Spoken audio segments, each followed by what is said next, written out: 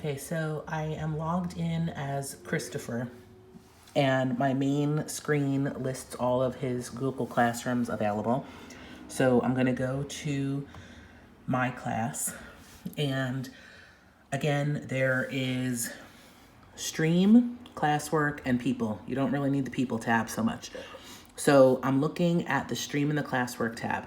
On stream, all of the things that are being posted by me, so whether it is an assignment, so now I just posted a new assignment for him, and this is only a dummy assignment that I added, so it's not something that anybody else has to do. I'm just using this to explain. So as I scroll down, all the other stuff that we have posted on the stream are things like messages that I'm sending. So for example, the Google Meet that we just had, I have that listed. I'm gonna go to this one though, and because it was assigned, it says assigned next to it. It says that it's due tomorrow. I just put that in again as an example. And I have the directions. So you have to make sure you read the directions, but you can click on it right from the stream and it brings you here. The assignment is titled, What is a Hypothesis? It was assigned by me at 10:56 a.m. Here are your directions. If you want to add a comment, you can add a comment. On the top, it tells you it's worth 5 points because I'm grading it out of a 5-point rubric. And then it's listed under your work. So again, it was assigned. It has Google Slides attached to it.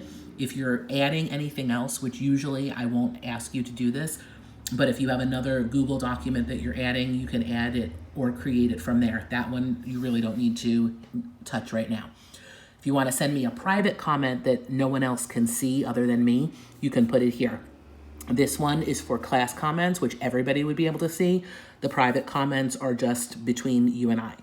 Okay, so I can go and click on your work, and it's going to bring me to the actual Google slide. This is your assignment, and this is where you're typing. So along the side, it has the exact same slide as what I'm looking at. If you need to make it bigger, you can go up here to, there is a magnifying glass. So if you want to see it zoomed in a little bit, you can do that. That's up to you. And then you're going to read whatever the assignment is. So for this one, it says, what is a hypothesis? Hypotheses are used widely in science. Put an X next to the statements that describe a hypothesis. Now, obviously, I didn't put anything here for you because that's a lot of choices. So I put a text box on the side that says type the letters that describe a hypothesis. So after you read all of them, and because it says next to the statements, so meaning there's more than one, I'm going to go here, and all I did was I clicked in the box, and it brought up my cursor once I clicked it. The text box is showing you the border. If you accidentally delete that, you can go up here, and you can add in a text box again. I add them in with color just so that they stand out, but try not to delete it. But if it happens to delete, you can at least go back in and do it. So I'm not gonna go through all of the answer choices, but let's say I picked, let's say C and D. So I'm gonna type in C and D, and obviously, I didn't read them all. I'm just giving this as an example. You make sure you actually read them all as you're doing that. And then the second part of it, as I scroll down, it's saying to me that they want me to describe what a hypothesis is in science, include your own definition of the word hypothesis, and explain how you learned what it is. So again, make sure that you are reading everything carefully because that question has a couple different things that you need to do. So your own definition of the word hypothesis, explain how you learned what it is. So I'm going to type in, I can't really type right now, so I'm just going to type in some random letters. I type my answer, whatever my answer is. For these especially, I've been saying that I really want you to make sure that you are giving me at least a paragraph. Anytime it says to give examples, the examples should support whatever you're saying.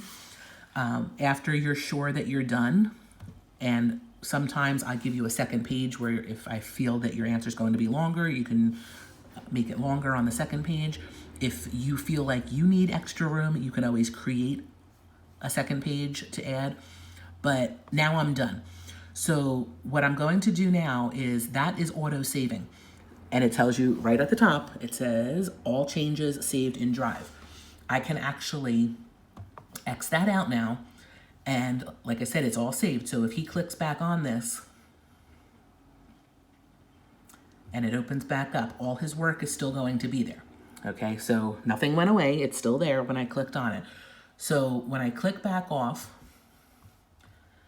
I need to also hit now this button that says turn in. So it gives me this pop-up message and it says, turn in your work. One attachment will be submitted for what is a hypothesis. So I'm going to once again hit turn in.